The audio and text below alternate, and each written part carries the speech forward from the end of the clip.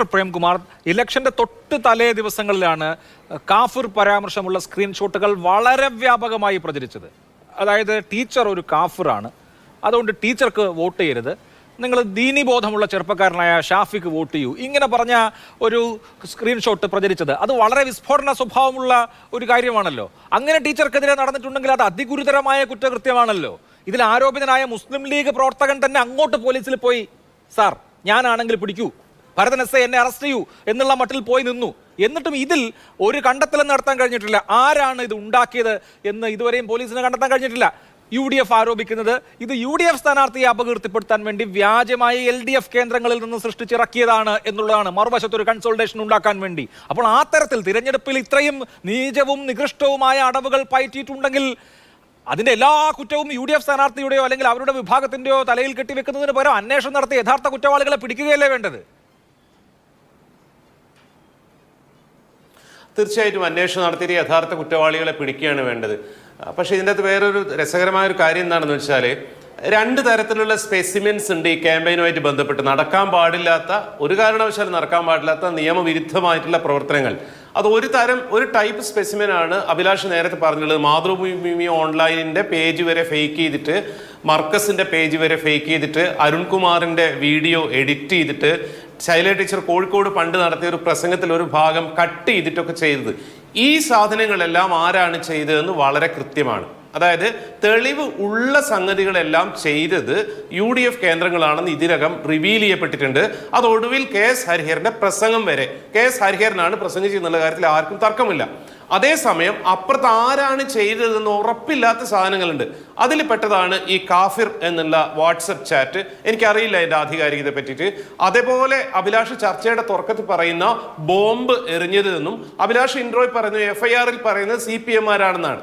നോക്കൂ, ബോംബ് എറിഞ്ഞു, CPM-മാർ എറിഞ്ഞു എന്നാണ് അഭിലാഷ് പോലും പറയുന്നത്. ആ വീട്ടിലെ ഏറ്റവും സീനിയർ മെമ്പറായിട്ടുള്ള ആസാദ് മലയാറ്റിൽ അദ്ദേഹം പറയുന്നത്, ഞാൻ എൻ്റെ സഹോദരിമാരോടൊത്ത് ഇത്രയും കാലം താമസിച്ചിരുന്ന വീട്ടിലേക്ക് അക്രമം നടന്നിരിക്കുന്നു എന്ന് ഫേസ്ബുക്കിൽ എഴുതിയിട്ടുണ്ട്. അതിൽ പറയുന്നത്, ആദ്യത്തെ പാരഗ്രാഫിൽ പറയുന്നത് പടക്കത്തേക്കാൾ ഉഗ്രസ്ഫോടന ശേഷിയുള്ള ഒരു സാധനമാണെന്നാണ്. ഇന്നലെ 8:30 മണിക്ക് ചാനലുകൾ അത് ബോംബായിരുന്നു, 10 മിനിറ്റ് കഴിഞ്ഞപ്പോൾ അത് പടക്കമായിരുന്നു. നിങ്ങൾ തീരുമാനിക്കാൻ അത് ബോംബാണെന്നുള്ളത്. FIR കണ്ടാൽ അറിയാത്ത ആളുകളെന്നാണ് പറയുന്നത്.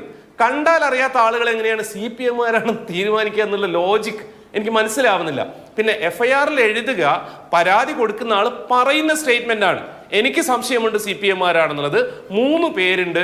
അത് മാത്രമല്ല അഭിലാഷ്, ഈ പറഞ്ഞിരിക്കുന്ന പടക്കമേറെ രീതിയിലാണ്. അല്ല, അത്രേ പറഞ്ഞിട്ടുള്ളൂ. അല്ലാതെ ഇത് CPIM പ്രവർത്തകരാണ് എന്ന് കണ്ടുപിടിച്ചെന്നും CPM പ്രവർത്തകർ ബോംബ് എറിഞ്ഞതായി പോലീസ് വ്യക്തമാക്കിയെന്നും അല്ല. മറിച്ച് നമുക്കറിയാം, പ്രഥമ വിവര റിപ്പോർട്ട് എന്ന് പറയുന്നത് ഈ പറഞ്ഞ ആവലാതിക്കാരൻ പറയുന്ന കാര്യമാണ്. ആവലാതിക്കാരന്റെ ആവലാതി CPM പ്രവർത്തകർ എന്നുള്ളതാണ്. അത് കണ്ടുപിടിക്കട്ടെ. അല്ലാതെ അത് CPM പ്രവർത്തകരാണ് ചെയ്തതെന്ന് ഞാൻ എവിടെയും സ്ഥാപിച്ചിട്ടില്ല. അത് പോലീസ് അന്വേഷിച്ച് കണ്ടുപിടിക്കട്ടെ. പക്ഷേ അല്ല, സ്ഥാപിച്ചിട്ടില്ല. പക്ഷേ നമ്മളിത് രണ്ടും കൂടെ പറയുമ്പോൾ ബോംബ് എറിയുന്നത് ശരിയാണോ എന്ന് പറയുകയും അതിനുശേഷം FIR CPM-മാരാണ്, ഉടനെ ആരാണ് മുഖ്യമന്ത്രി, ആരാണ് ആഭ്യന്തരമന്ത്രി, പിണറായി വിജയനെ പോലീസ് പറയുന്നു CPM-മാർ. ഇതാണ് ഉണ്ടാവുന്ന ഒരു കൺക്ലൂഷൻ. അത് ശരിയല്ല എന്നാണ് ഞാൻ പറഞ്ഞത്. ഇനി ഈ പറഞ്ഞ പടക്കം എറിഞ്ഞതും ഭയങ്കര രസമാട്ടോ. അതായത് വടകര രജിസ്ട്രേഷനുള്ള ചുവന്ന കാറിൽ KS ഹരിഹരൻ പറയുന്നത് ഞാൻ കേട്ടു, 3 വട്ടം ഇവർ വീട്ടിന് മുന്നിലൂടെ വരുന്നു, ഭീഷണിപ്പെടുത്തുന്നു. അതിനുശേഷം 8:30 മണിക്ക് വന്നിട്ട് പടക്കം കത്തിക്കുന്നു. അതിനേക്കാൾ രസമുള്ള നമ്മൾ ലൂസിഫർ സിനിമയിൽ മോഹൻലാലൊക്കെ ചെയ്യുന്ന കണ്ടിട്ടുണ്ട്. 10-15 ആൾക്കാരെ വെടിവെച്ച് കൊന്നിട്ട് DGP ഒക്കെ വരുന്ന സമയമാകുമ്പോഴേക്ക് കംപ്ലീറ്റ് ക്ലീൻ ചെയ്ത് കളയാ. ബോംബ് പടക്കം പൊട്ടിച്ചതിന്റെ അവശിഷ്ടങ്ങൾ മുഴുവൻ ഇവരെടുത്തു കൊണ്ടുപോയെന്നാണ് പറയുന്നത്. എന്തൊക്കെയോ ആ പറയുന്നതിൻ്റെ അകത്ത് എന്തൊക്കെയോ സംശയങ്ങൾ, എന്തൊക്കെയോ ഒരു സുഖമില്ലായ്മയുടെ അംശങ്ങൾ അതിൻ്റെ അകത്തുണ്ട്. അതിന്റെ കുറച്ചു മുമ്പ് കടക്കാട്ടുപാറയിൽ നിന്ന് ഒലിപ്രം കടവിലേക്കാണ് ജാഥ നടന്നിരുന്നത്. അത് ഭീകരമായിട്ടുള്ള അക്രമോത്സുകമായ ജാഥയൊന്നും ആയിരുന്നില്ല. അതെനിക്ക് വ്യക്തമായിട്ട് അറിയാം. ഇവരുടെ വീട്ടിനടുത്തുകൂടെ പോകാതിരിക്കാനും ആ ജാഥ നടത്താതിരിക്കാനും അവര് ശ്രമിച്ചിട്ടുണ്ട്.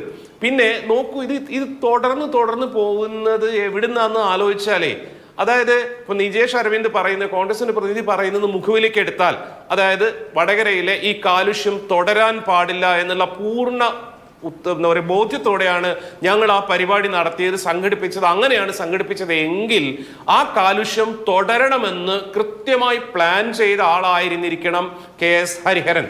അല്ലെങ്കിൽ അദ്ദേഹം യാതൊരു കാര്യവുമില്ലാതെ മഞ്ജു വാര്യരെയും ഒരു കാരണവശാലും ഒരു രാഷ്ട്രീയക്കാരനും, എത്ര ആഭാസം പറയുന്ന രാഷ്ട്രീയക്കാരനും ശൈലജ ടീച്ചറെ പറ്റി പറയാൻ അറയ്ക്കുന്ന രീതിയിൽ പറയില്ലായിരുന്നു. അപ്പം വടകരയിലുള്ള ഈ ഫൈറ്റ്, ഈ ഇഷ്യൂ, ഈ ടെൻഷൻ ഇങ്ങനെ നിലനിർത്തേണ്ടതിന്റെ ഉദ്ദേശം KS ഹരിഹരനും ആരംഭിക്കും ഉണ്ടായിരുന്നു എന്ന് നമ്മൾ സംശയിക്കേണ്ടി വരും, നിജേഷ് അരവിന്ദിന്റെ ഡയലോഗ് വിശ്വസിച്ചാൽ. പക്ഷേ നോക്കൂ നിങ്ങൾ, ഇന്ന് VD സതീശൻ എന്താ പറയുന്നത്? ബോംബേറിൽ 1-ാം പ്രതി CPIM-ന്റെ കോഴിക്കോട് ജില്ലാ സെക്രട്ടറി P മോഹനാണെന്നാണ്. അതേസമയം തന്നെ നമുക്കറിയാം UDF-ലെ രണ്ടാമത്തെ കക്ഷിയായിട്ടുള്ള ലീഗിന്റെ നേതാവ് PK കുഞ്ഞാലിക്കുട്ടിയും P മോഹനൻ മാസ്റ്ററും തമ്മിൽ ഇലക്ഷൻ റിസൾട്ട് വരുന്നതിന് മുന്നേ ഈ പ്രശ്നങ്ങൾ അവസാനിപ്പിക്കുന്നതിനെ പറ്റി രമ്യമായ ചർച്ചകൾ നടത്തണമെന്ന്, എന്താ പറയാ, ഉഭയകക്ഷി ചർച്ചകൾ, സർവകക്ഷി യോഗം നടത്തണമെന്ന് അവർ തമ്മിൽ ധാരണയായിരിക്കുന്നു എന്ന് ഇവർ രണ്ടുപേരും പറഞ്ഞിട്ടുണ്ട്. കാരണം അവിടെ പവർഫുൾ പാർട്ടികൾ എന്ന് പറയുന്നത് CPM-ഉം ലീഗുമാണ്. കോൺഗ്രസിനേക്കാൾ കൂടുതൽ അഖിലേന്ത്യാ അടിസ്ഥാനത്തിൽ കോൺഗ്രസ് ആയിരിക്കാം, പക്ഷേ നാദാപുരത്ത് സെൻസിറ്റീവ് ഏരിയയിൽ ലീഗാണ്. ഈ മോഹനമാഷ പറ്റിയിട്ടാണ് VD സതീശൻ പറയുന്നത് അദ്ദേഹമാണ് 1-ാം പ്രതി എന്ന്. നോക്കൂ, അതായത് ഒരു സമാധാന പൊതുയോഗം നടത്തുക, അവിടെ വെച്ചിട്ട് ഏറ്റവും അഗ്രസീവായിട്ടുള്ള, ഏറ്റവും വൃത്തികെട്ട രീതിയിൽ, ഏറ്റവും പ്രൊവോക്കിംഗ് ആയ രീതിയിൽ പ്രസംഗിക്കുക, അതിനുശേഷം അതിനെപ്പറ്റി പറയാവുന്നതിൽ ഏറ്റവും കെയർലെസ് ആയ രീതിയിൽ അപ്പോളജി പറയുക, അതിനുശേഷം CPM-ന്റെ ജില്ലാ സെക്രട്ടറിയാണ് 1-ാം പ്രതി എന്ന് പറയുക, ഇല്ലാത്തൊരു ബോംബിന്റെ കഥയുണ്ടാക്കുക. അപ്പം ഇത് തുടരണമെന്ന് ആഗ്രഹിക്കുന്നത് ആരാണെന്നുള്ളതിൽ അത്ര ഇമ്പാർഷ്യലായിട്ട് നമുക്ക് പറയാൻ പറ്റില്ല. ഒഫീഷ്യലായിട്ടുള്ള UDF-ന്റെ ഉള്ളിൽ നുഴഞ്ഞു കയറിയിട്ടുള്ള ആരോ ആണ് ഇതിന്റെ പിന്നിലെന്ന് സംശയിക്കാൻ പറ്റുന്ന രീതിയിലുള്ള സാഹചര്യങ്ങൾ നമ്മുടെ മുന്നിലുണ്ട്. പക്ഷേ ഇത് അവസാനിപ്പിക്കേണ്ടതാണ്. ആ അവസ്ഥയിലേക്കാണ് പോകുന്നതെന്ന് ഞാൻ വിചാരിക്കുന്നു. CPM-ന്റെയും ലീഗിന്റെയും നേതൃത്വത്തിൽ നടക്കുന്ന ചർച്ചകൾ അതിലേക്ക് പോകുന്നു വിചാരിക്കുന്നു.